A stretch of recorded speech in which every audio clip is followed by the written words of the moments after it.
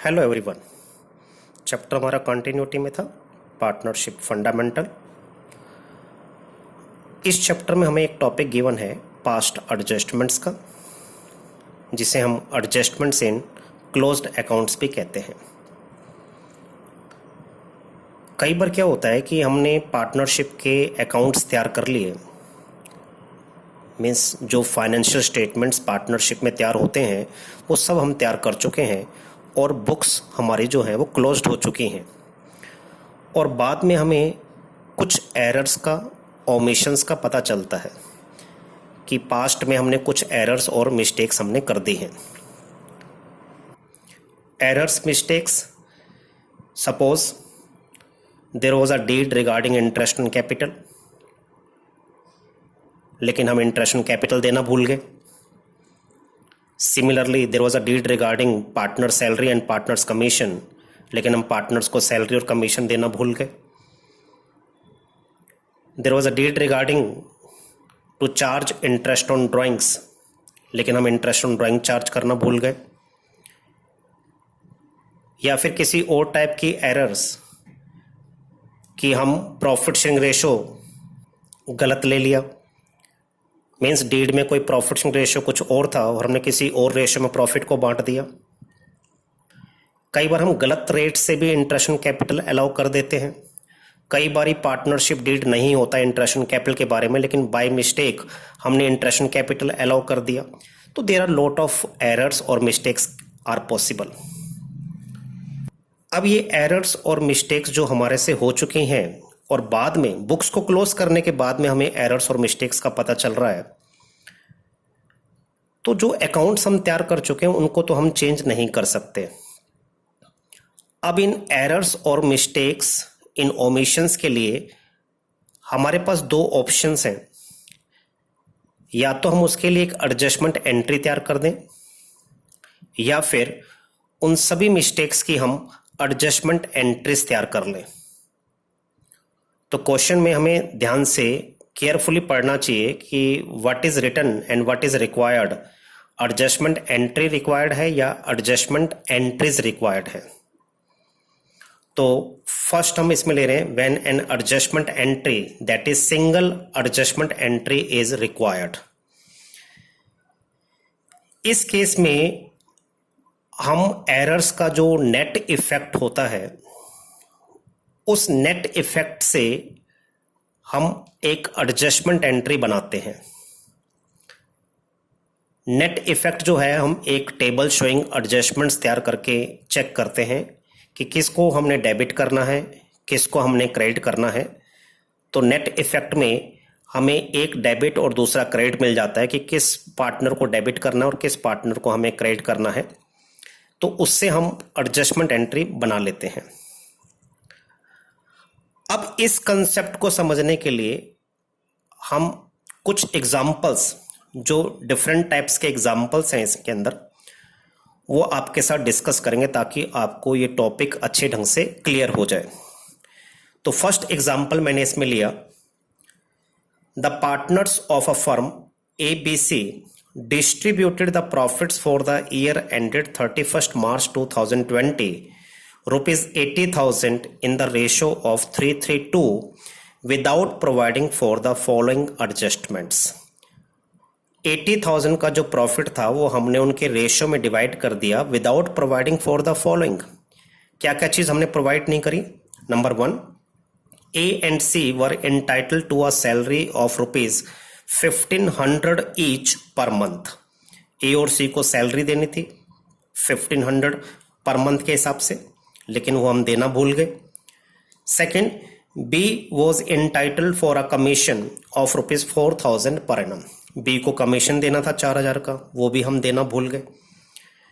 तो अकाउंट्स तैयार करने के बाद, मीन्स सब कुछ हो जाने के बाद, हमें गलती का पता चल रहा है कि भाई हमने ए और सी को सैलरी नहीं दी और बी को कमीशन नहीं दिया। तो यहां से क्वेश्चन को रीड करके हमें ये पता चल जाता है कि भाई ये फलाना क्वेश्चन पास्ट एडजस्टमेंट के टॉपिक का है। अब आपसे रिक्वायर्ड क्या है, ये ध्यान से पढ़ना है।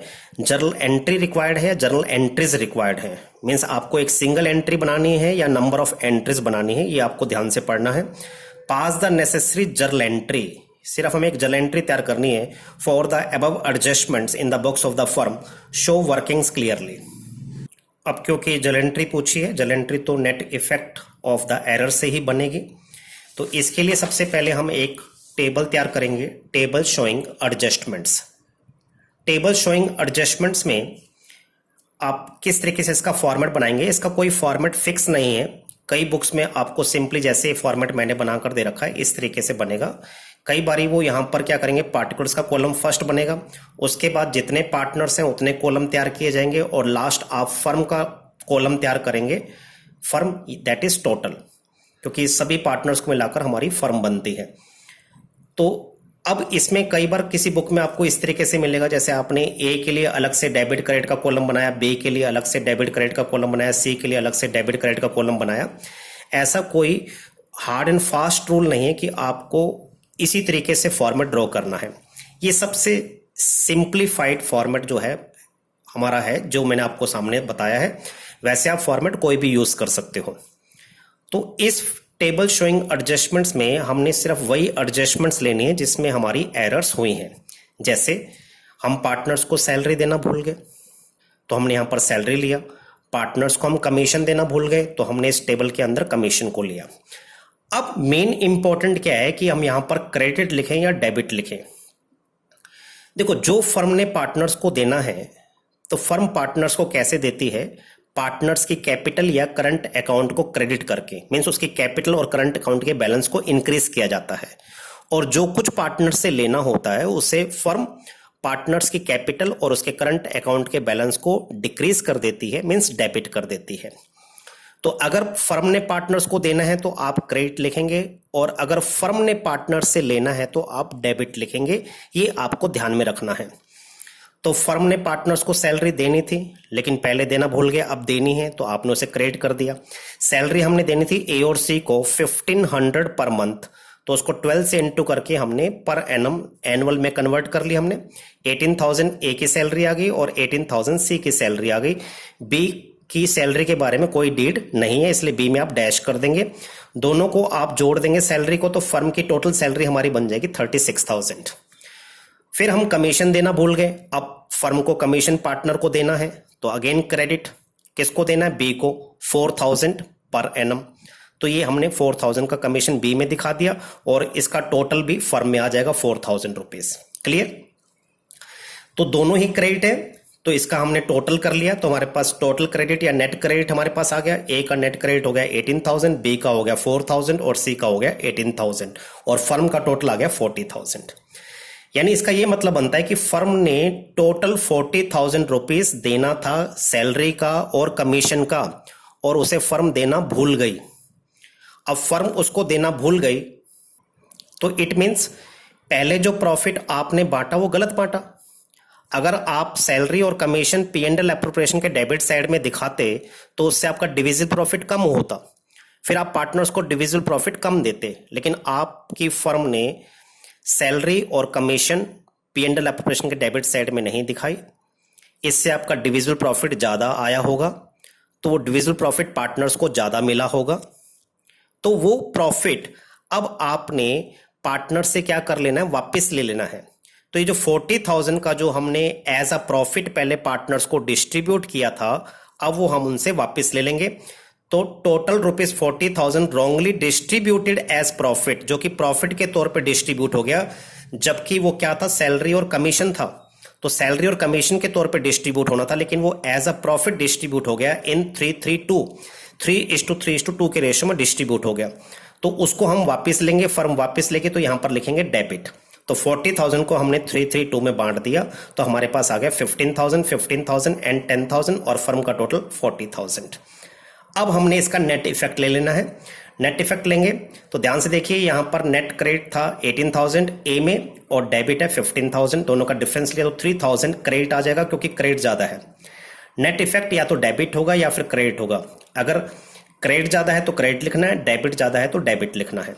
बी में क्रेडिट था 4,000 और डेबिट है 15,000, तो यहां पर बी में 11,000 डेबिट ज्यादा है। सी में 18,000 से क्रेडिट है और 10,000 से डेबिट है, तो यहां पर सी में 8,000 से क्रेडिट ज्यादा है, तो क्रेडिट हो गया।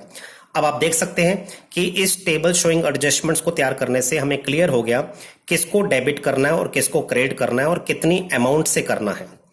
तो इससे अब आप अपनी जर्नल एंट्री तैयार कर सकते हैं। इसे हम जर्नल एंट्री भी कहते हैं, इसे हम एडजस्टमेंट एंट्री भी कहते हैं, इसे हम रेक्टिफाई एंट्री भी कहते हैं। तो हमने ये नीचे जर्नल एंट्रीज की तैयार कर दी with the help of table.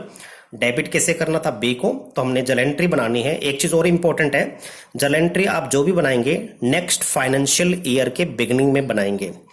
Last year के अकाउंट्स आपके तैयार हो चुके हैं, अब बुक्स क्लोज्ड हो चुकी हैं, बाद में आपको एरर्स और मिस्टेक्स का पता चला, तो आप उस एरर्स को रेक्टिफाई कब करेंगे, नेक्स्ट फाइनेंशियल ईयर के बिगिनिंग में। तो हमारे लास्ट जो अकाउंट्स क्लोज हुए थे वो 2020 मार्च 31, तो हम यहां पर डेट डालेंगे 2020 अप्रैल 1। इस डेट को आप ये रेक्टिफाई एंट्री तैयार कर दें। बीस capital account debit to A's capital account to C's capital account 11,000, 3,000 and 8,000। अब हमने यहां पर कैपिटल क्यों लिखा, क्योंकि क्वेश्चन में कहीं पर भी मेंशन नहीं है कि पार्टनर्स की कैपिटल फिक्स्ड है या फिर फ्लक्चुएटिंग है। तो मैंने आपको बता रखा है बाय डिफॉल्ट हम फ्लक्चुएटिंग कैपिटल एज्यूम करते हैं, तो जर्नल एंट्री आपने कैपिटल के थ्रू बनानी है।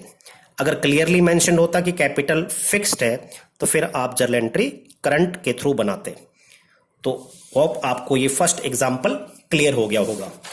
अब इसके बाद हम एक एग्जांपल और ले रहे हैं ताकि हमारी अंडरस्टैंडिंग पास्ट एडजस्टमेंट में और इंक्रीज हो। सेकेंड एग्जाम्पल हमने लिया, R and S were partners in a firm sharing profits in the ratio of 3:2। Their respective fixed capitals, clearly mentioned है फिक्स कैपिटल्स। तो जर्नल एंट्री हम करंट के through बनाएंगे। Were ₹10 lakh and ₹15 lakh. The partnership deed provided the following: number 1, interest on capital at the rate 10% per annum, interest on drawings at the rate 12% per annum. During the year ended 31st March 2020, R's drawings were ₹10,000 per month drawn at the end of every month, and S drawings were ₹20,000 per month drawn in the beginning of the every month. After the preparation of final accounts for the year ended 31st March 2020, it was discovered that interest on R's drawings was not taken into consideration. सिर्फ हमने एक ही mistake करी कि हमने are की drawing का interest जो है वो चार्ज नहीं किया। कैलकुलेट आपने करना है interest on R's drawings and give necessary adjusting entry for the same. तो सबसे पहले हम आर की ड्राइंग्स पे इंटरेस्ट कैलकुलेट करेंगे। आर की ड्राइंग्स 10,000 पर मंथ है, तो साल की उसकी टोटल ड्राइंग्स बन गई 1,20,000। और ड्रॉन कैसे करिए, end of the every month. तो सबसे पहले हम क्या किया, इसमें हमने आर की हमने टोटल ड्राइंग ले ली 1,20,000 रुपीज की। और जब भी पार्टनर विड्रॉन करता है at the end of every month, equal amount at the end of every month, तो हम एवरेज टाइम पीरियड को यूज करेंगे। तो एवरेज टाइम पीरियड लगेगा 5.5 मंथ्स। इंटरेस्ट ऑन ड्राइंग्स कैसे निकाला जाएगा, total drawings 1,20,000 into rate by 100 यानी 12/100 इंटू टाइम पीरियड 5.5/12। इसको सिंप्लीफाई करके हमारे पास इंटरेस्ट ऑन ड्राइंग्स आ गया 6,600। तो सिर्फ हम आर की ड्राइंग पे इंटरेस्ट चार्ज करना भूल गए थे, एक सिंगल मिस्टेक हमें दे रखी है। तो इसके लिए हम एक टेबल शोइंग एडजस्टमेंट तैयार करेंगे। इंटरेस्ट ऑन ड्राइंग हम चार्ज करना भूल गए थे, तो हम टेबल में मैंने पहले बताया हम उन एडजस्टमेंट्स को लेंगे जिनमें एरर्स और मिस्टेक्स और ओमिशंस हुई हैं। तो इंटरेस्ट ऑन ड्राइंग्स को हमने लिया और ध्यान से देखिए ब्रैकेट में हमने क्या लिखा, डेबिट, क्योंकि ये फर्म ने चार्ज करना था, पहले चार्ज करना भूल गई, तो अब फर्म चार्ज करेगी तो इससे उनकी कैपिटल और करंट अकाउंट को डेबिट किया जाएगा। तो यहाँ पे करंट को डेबिट किया जाएगा क्योंकि पार्टनर्स कैपिटल फिक्स्ड है, क्वेश्चन में क्लियरली मेंशन्ड है।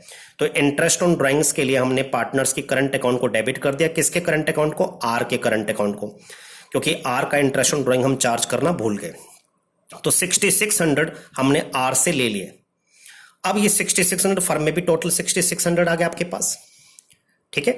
अब ये 6,600 फर्म जो है पहले चार्ज करना भूल गई। अगर फर्म इसे पहले चार्ज करती तो इससे हमारा डिविजिबल प्रॉफिट बढ़ जाता, इंक्रीज हो जाता, लेकिन पहले हमने चार्ज नहीं किया। तो इसका मतलब पहले जो हमने पार्टनर्स को प्रॉफिट दिया एज अ डिविजिबल प्रॉफिट वो कम दिया। तो ये 6,600 हमें उनको एज अ डिविजिबल प्रॉफिट हमें और देना है। तो ₹6,600 should be distributed as profit in 3:2 और उसको हमने क्या कर दिया, क्रेडिट कर दिया, क्योंकि ये फर्म ने पार्टनर्स को एज अ डिविजिबल प्रॉफिट देना है। तो 6600 को 3:2 में डिस्ट्रीब्यूट किया तो आर का शेयर आ गया 3960 और एस का शेयर आ गया 2640 और फर्म का टोटल हो गया 6600। अब इन दोनों का हमने नेट इफेक्ट ले लिया, डेबिट और क्रेडिट का। नेट इफेक्ट में आर का यहां पर डेबिट है 6600 और क्रेडिट है 3960, तो यहां पे डेबिट ज्यादा है 2640 से और एस का क्रेडिट ज्यादा है 2640 से और फर्म का दोनों बराबर है, तो फर्म का यहाँ पे नेट इफेक्ट 0 हो गया। अब इसकी हम एडजस्टमेंट एंट्री तैयार कर सकते हैं और मैंने आपको बताया एडजस्टमेंट एंट्री आप नेक्स्ट ईयर के बिगिनिंग में तैयार करेंगे। लास्ट ईयर के हमारे अकाउंट क्लोज हुए थे 2020 मार्च 31, तो यहां पर हम लेंगे 2020 अप्रैल 1। तो यहां पे टेबल तैयार करने से हमें क्लियर हो गया किसको डेबिट करना और किसको क्रेडिट करना है। R's current account debit to S current account 2640। Current मैंने आपको बता दिया, करंट हमने क्यों लिखा, क्योंकि क्वेश्चन में क्लियरली मेंशन्ड है कि पार्टनर्स की कैपिटल फिक्स्ड है। तो इस तरीके से आप पास्ट एडजस्टमेंट के क्वेश्चंस को सॉल्व कर सकते हैं। और भी इसमें वैरायटी वाले क्वेश्चंस हैं, उनको भी हम डिस्कस करेंगे ताकि आपका इस टॉपिक में जो कंसेप्ट है वो और ज़्यादा क्लियर हो जाए। तो इस वीडियो के जरिए आपने समझ लिया कि पास्ट एडजस्टमेंट के क्वेश्चंस में हम कुछ ना कुछ एरर्स और मिस्टेक्स कर चुके हैं, उन्हें हमें रेक्टिफाई करना है। इसके लिए हमें एक टेबल तैयार करनी पड़ेगी और टेबल तैयार करने से हमें नेट इफेक्ट का पता चलेगा, किसको डेबिट करना है और किसको क्रेडिट करना है और कितनी अमाउंट से करना है। तो उसके बेस पे हम जर्नल एंट्री बनाएंगे। जर्नल एंट्री या तो कैपिटल के थ्रू बनाई जाएगी या फिर करंट के थ्रू बनाई जाएगी, वो डिपेंड करता है कैपिटल फिक्स्ड है या फिर फ्लक्चुएटिंग है। तो अभी क्वेश्चन हमारे बेटा और भी चलेंगे। ये वो क्वेश्चन है जिसमें हमारे पास अभी पूछा जा रहा है कि सिंगल एंट्री तैयार करनी है। जब हमारे से नंबर ऑफ एंट्रीज पूछेगा पास्ट एडजस्टमेंट में, तब हम टेबल तैयार नहीं करते, फिर हम नंबर ऑफ एंट्रीज आपको बताएंगे किस तरीके से नंबर ऑफ एंट्रीज के केस में, मींस एडजस्टमेंट एंट्रीज के केस में किस तरीके से क्वेश्चन को सॉल्व करना है।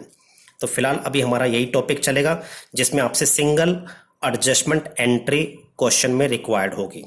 तो होप बेटा आपको ये दोनों एग्जाम्पल्स क्लियर हो गए होंगे। Thank you and have a nice day.